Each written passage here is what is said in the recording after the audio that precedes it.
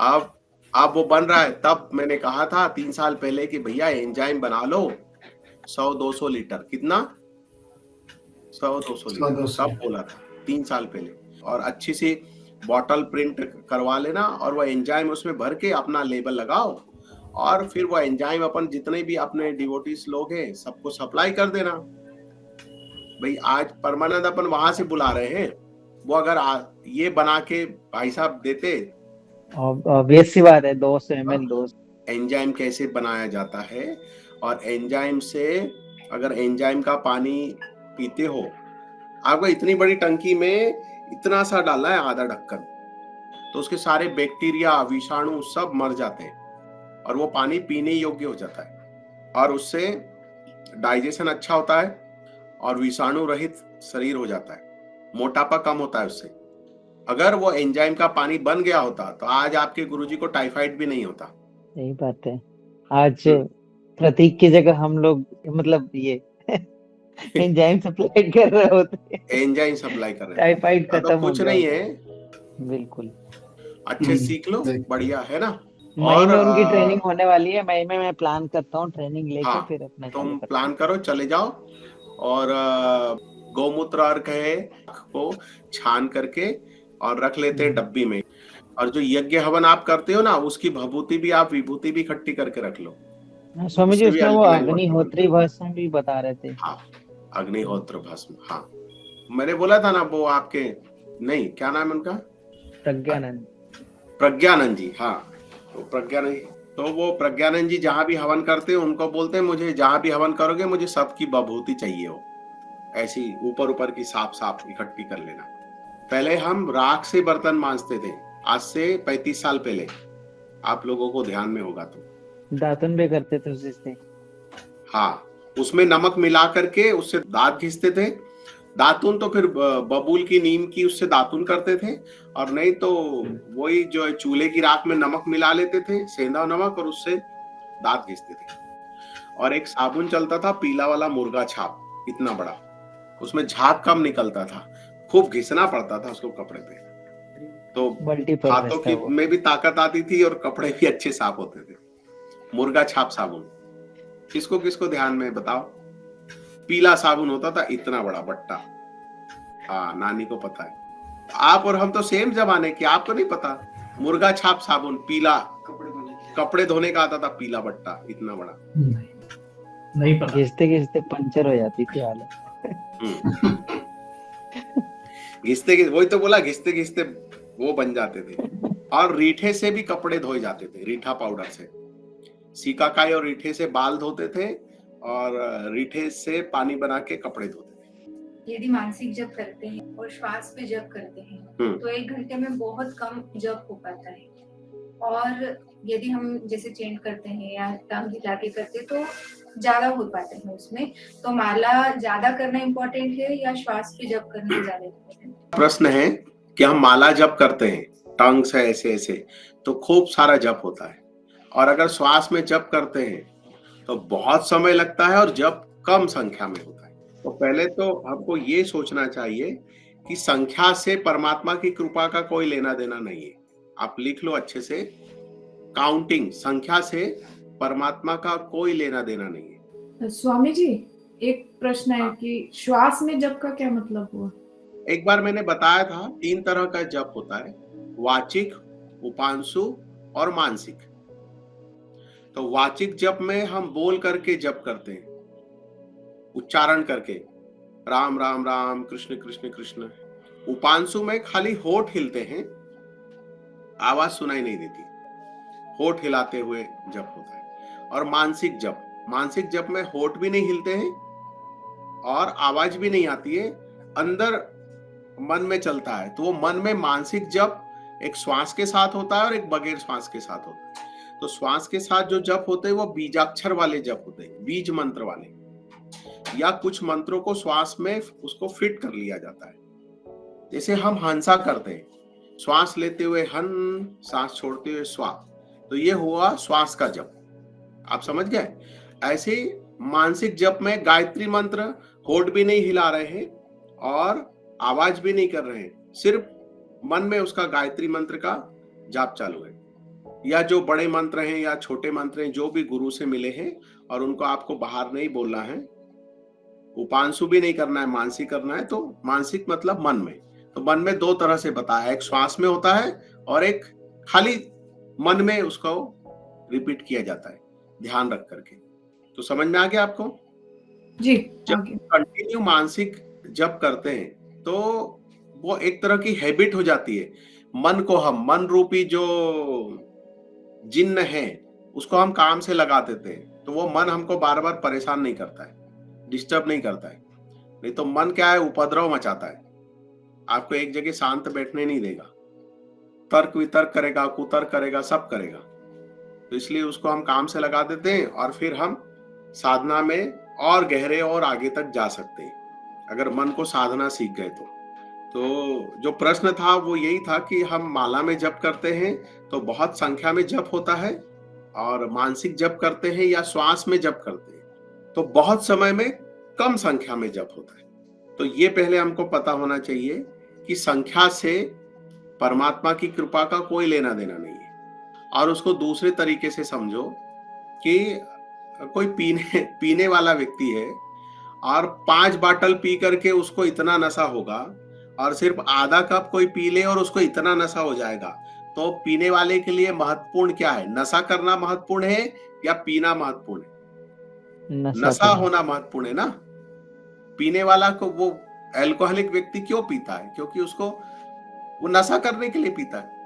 और अगर आधा कप पी करके कोई उसको स्पेशल दे दे, परमात्मा की दे दे, आधा कप पी ले और उसको 5 बाटल के बराबर नशा हो जाए, और 5 बाटल पी के भी उसको इतना से ही नशा हो, तो थोड़ा सा जप करके और ज्यादा आनंद हो जाए, और खूब सारा जप करने के बाद भी इतना से ही आनंद हो, तो महत्वपूर्ण क्या है आपके लिए? थोड़ा जप करके खूब सारा आनंद हो। खूब सारा आनंद है। तो जो मानसिक जप है, आप थोड़ा सा ही जप होता है, आधा घंटा आप करो, बहुत नशा हो जाता है उससे। और माला वाला जो जप है वो तो आपको उत्साहवर्धन के लिए दिया जाता है। शुरू में मन चंचल होता है ना, मन लगता नहीं है जप में, तो मन जप में नहीं लगता है, इसलिए उसको वो माला पकड़ाई जाती है। अन्यथा आपको रस आ रहा है, आपको जो है भगवान के चरणों में प्रीति हो गई है, गुरु के चरणों से प्रीति हो गई है आपको, तो फिर माला पकड़ने की जरूरत नहीं है। फिर तो ऐसे ही आपको बोला आप बैठ जाओ तो आप बैठ जाओगे, क्योंकि आपको उसमें रस आ रहा है। तो एक बार रस आना चालू हो जाए तो फिर मानसिक जप श्रेष्ठ है, सबसे श्रेष्ठ मानसिक जप ही माना जाता है। लेकिन प्रारंभिक तौर पर जब कोई दीक्षा लेता है या साधना मार्ग में उतरता है और उसको ABCD भी नहीं पता है, तो फिर उसको वाचिक जप, उपांशु जप दिया जाता है। बात समझ में आ गई? और जब ये जप सध जाता है आपसे, तो फिर उसको क्रिया साधना दे देते हैं। क्रिया कितनी देर की होती है? सिर्फ 9 मिनट 30 सेकेंड, 9.5 मिनट की या 10 मिनट की क्रिया साधना होती है, और वो 10 मिनट की क्रिया साधना से दिन भर आपको आनंद होगा, इतना उसका प्रभाव है। तो अब क्रिया साधना तो हर किसी को नहीं दे सकते जब वो धीरे धीरे उस लायक होता है, लेकिन नाम जप तो कर ही सकता है वो। नाम जप के लिए तो कोई सिद्धांत रूल नहीं है, आपी तापी पापी सबके लिए समान है, वो करेगा, लग गया तो फिर धीरे धीरे शुद्ध हो ही जाएगा। जैसे भाई बंदूक चलाने का अभ्यास करने का अधिकार तो सबका है, प्राण रक्षा के लिए बंदूक चलाना आना चाहिए, धनुष बाण चलाने का अभ्यास करने का अधिकार सबका है, लेकिन उसको 303 चलाने का अधिकार थोड़ी ना देंगे, उसको रबर की बंदूक से अभ्यास करवाएंगे, धनुष बाण चलाने का अभ्यास करवाएंगे, पर उसको ब्रह्मास्त्र थोड़ी दे देंगे कि ये लो ब्रह्मास्त्र पकड़ो। जब लंबे अभ्यास के बाद में जब देख लेते हैं कि ये उस लायक हो गया है, तो फिर उसको गन का लाइसेंस भी दे देते हैं, फिर और रिस्की जो हथियार चलाने के लिए भी उसको दे देते हैं। लेकिन उसके लिए उसको पहले उतना लायक होना पड़ता है। जब वो लायक हो जाएगा तो गुरुजी उसको आगे की साधना दे देंगे कि ये संभाल सकता है, ये उसका दुरुपयोग नहीं करेगा, मिसयूज नहीं करेगा। नहीं तो वही साधना उसको फिर दुर्गति की ओर गिरा देगी, उसको उसके दंभ में, उसके अभिमान में, उसके पावर में, और वो उल्टे पुल्टे काम करने लग जाएगा। अब इसमें दूसरी चीज और जोड़ लो कि अगर आप पूरे हृदय से और भाव से जप करते हो तो थोड़ा जप भी बहुत है, और चंचल मन से आप बहुत सारा जप करते हो तब उसका थोड़ा इफेक्ट होता है, थोड़ा प्रभाव होता है। तो ये आपकी मन की वृत्ति पर निर्भर करता है कि आपकी उस समय मन की अवस्था कैसी है, मन की वृत्ति कैसी है। अगर आप दुख में हो, क्रोध में हो, चिड़चिड़ में हो, तो अधिक संख्या में जप करना पड़ेगा, बोल बोल के जप करना पड़ेगा, तब मन लाइन पे आएगा। और पहले से अगर आपका मन शांत है, स्थिर है, चित्त आपका स्थिर है, भाव में है, तो आप थोड़ा सा भी जप करोगे ना, 10 मिनट भी अगर आप साधना में बैठोगे तो 1 घंटे साधना के बराबर वो फल देगा। और चित्त अस्थिर है, आप तनाव में, बहुत ज्यादा चिंता में हो, तो आप 2-3 घंटे आप साधना में बैठोगे, तब वो 10-20 मिनट के बराबर फल उसका प्राप्त होगा। ठीक, ये बात क्लियर हो गई। अब एक प्रश्न और आया था मेरे पास में कि अगर ध्यान में जाते हैं और बहुत गहराई में जाते हैं तो शून्यावस्था हो जाती है, शून्य हो जाता है एकदम से, और उस समय जप छूट जाता है, जप के विमुख हो जाते हैं। तो ये क्या सही है? तो ये तो बहुत आगे की अवस्था है। अब इसमें कितने लोग इसको अनुभव कर चुके हैं वो आप अपनी अपनी साधना से समझिए।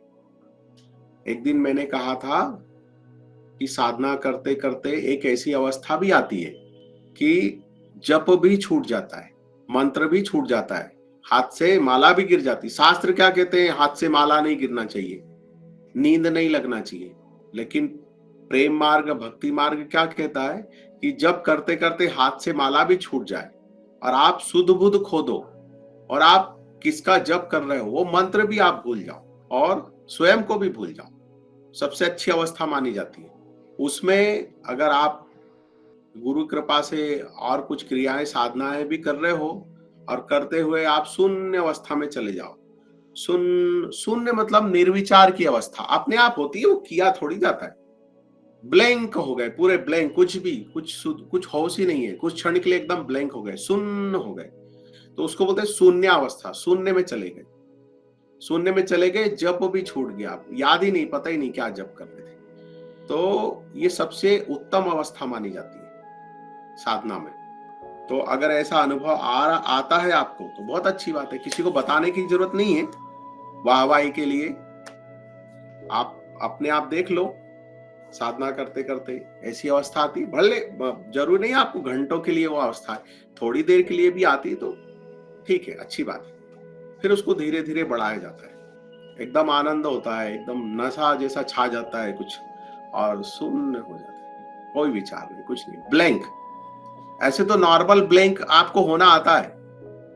आप अपने बचपन को याद करो, और बचपन याद नहीं आ रहा है तो ऐसे याद करो कि जब आपके बच्चे छोटे छोटे थे और जब वो नींद में से उठते थे तो आधा घंटे तक शून्य रहते थे, उनको सिर्फ मम्मी के पास में ही रहना रहता था, मम्मी या पापा के पास में। कोई और उनको लेता था तो रोने लग जाते थे, चिड़चिड़ करते थे। उनसे आप बात करो तो उनको बात करने का मन नहीं होता था। आपको ध्यान में, बच्चे जब 6 महीने साल भर के होते हैं तो बच्चे जब वो नींद में से उठते हैं तो उनको कोई बात नहीं करना रहता है आधा घंटे। उनको सिर्फ बाटल भर के दूध दे दो, दूध पिएंगे और ऐसे आंख खोल के ऐसे पड़े रहते, बस ऐसे देखते रहते, शून्य में निहारते रहते। तो योग ध्यान तो परमात्मा से मिला है, माँ के पेट से ही मिला हुआ है उसको। योग ध्यान नहीं मिला होता तो 9 महीने वो पेट में बच्चा रहता कैसे, बताओ? अभी आपसे 10 मिनट आंख बंद करके नहीं बैठा जाता है, आप 9 महीने माँ के पेट में कैसे रहे? मतलब परमात्मा की कृपा थी, आपको योग ध्यान सब कुछ मिला हुआ था, वहां पर खिचड़ी मुद्रा लगा करके आप पड़े हुए थे।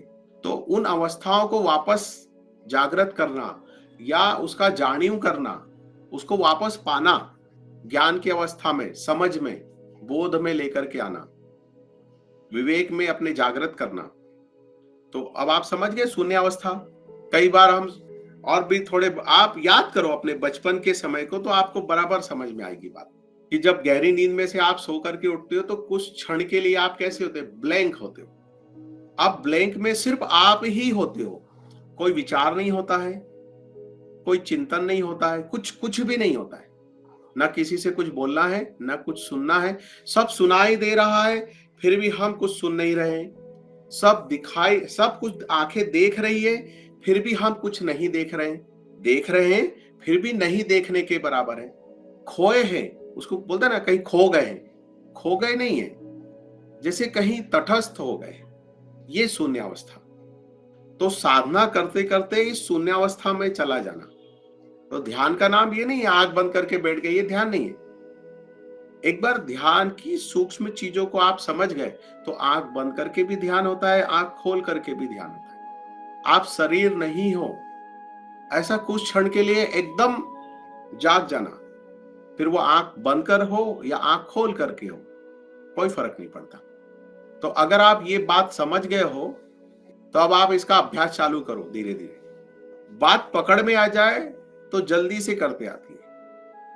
वो बात पकड़ने में समय लगता है, इसलिए चीजों को सीखने में समय लगता है। खाना बनाना उतना कठिन नहीं है, लेकिन उसकी बारीकियां समझ में आ जाए तो खाना बनाना आसान हो गया। भोजन में स्वाद आने लग जाएगा आपके हाथ के बनाए हुए भोजन में, बस उसकी सूक्ष्म चीजें समझ में आ जाए। तो सबसे उत्तम अवस्था होती है जप करते करते ब्लैंक हो जाना, और जिसका आप जप कर रहे हो और आप दोनों एक हो जाए, एकाकार हो जाए।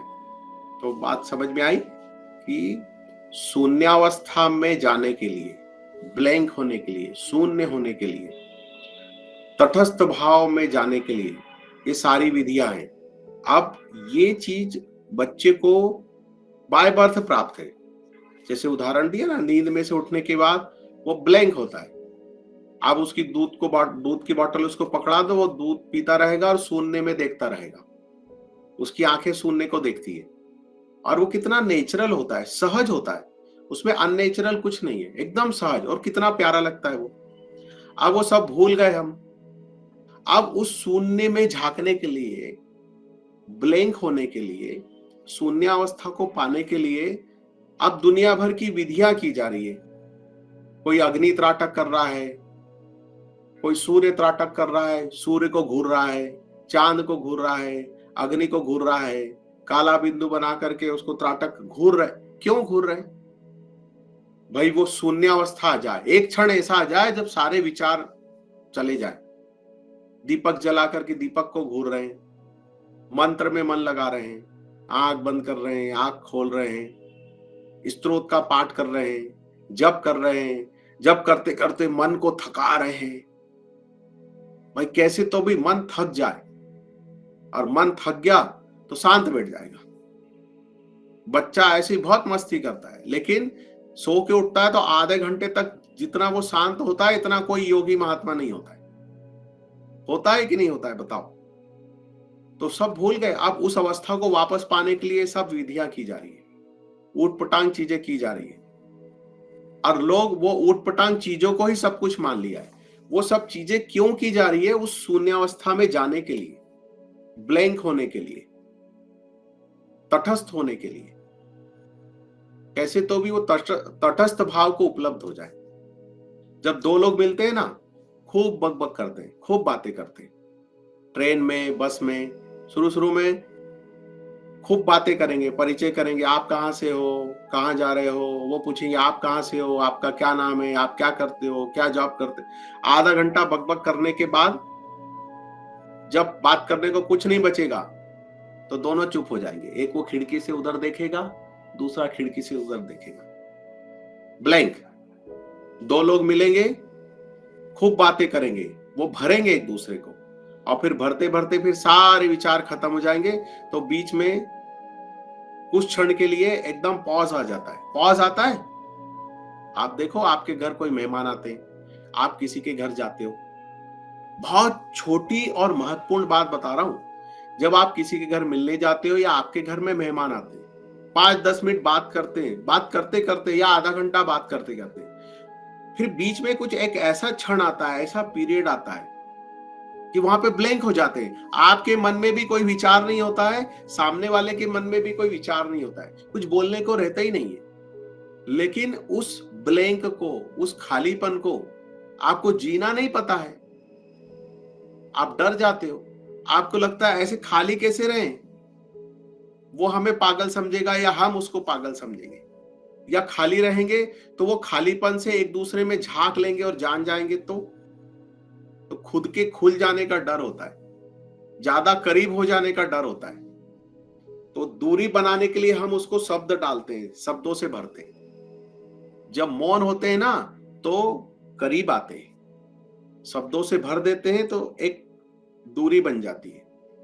और जोर जोर से अगर चिल्लाएंगे ना तो और दूरी हो जाएगी। जब पति पत्नी झगड़ा करते हैं और दो जोर जोर से चिल्लाते हैं, 5 फीट की दूरी पे बैठे हैं और जोर जोर से चिल्लाते हैं, इसका मतलब क्या है? शरीर तो पास में बैठे हैं लेकिन उन दोनों के बीच में बहुत दूरी हो गई है, इसलिए तो जोर जोर से चिल्लाना पड़ रहा है। ये सूत्र आप समझ जाओ, ये सूत्र पकड़ लो।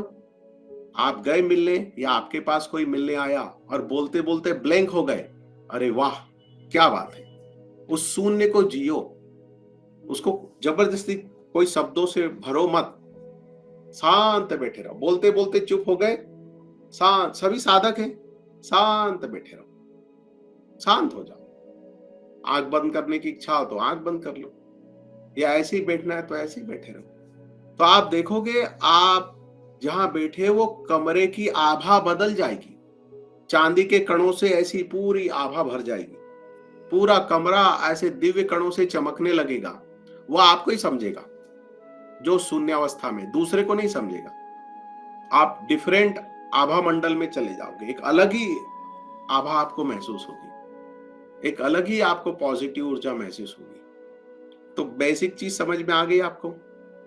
2 उदाहरण दिए, एक बच्चे का और दूसरा जब आप किसी से मिलते हो या ट्रेन में बस में सफर करते हो। सबसे अच्छा उदाहरण है जब आप किसी के घर जाते हो या कोई आपके घर आता है, आप किसी से मिलते हो और बात करते करते बीच में एक क्षण ऐसा आता है जब ब्लैंक हो जाता है सब कुछ।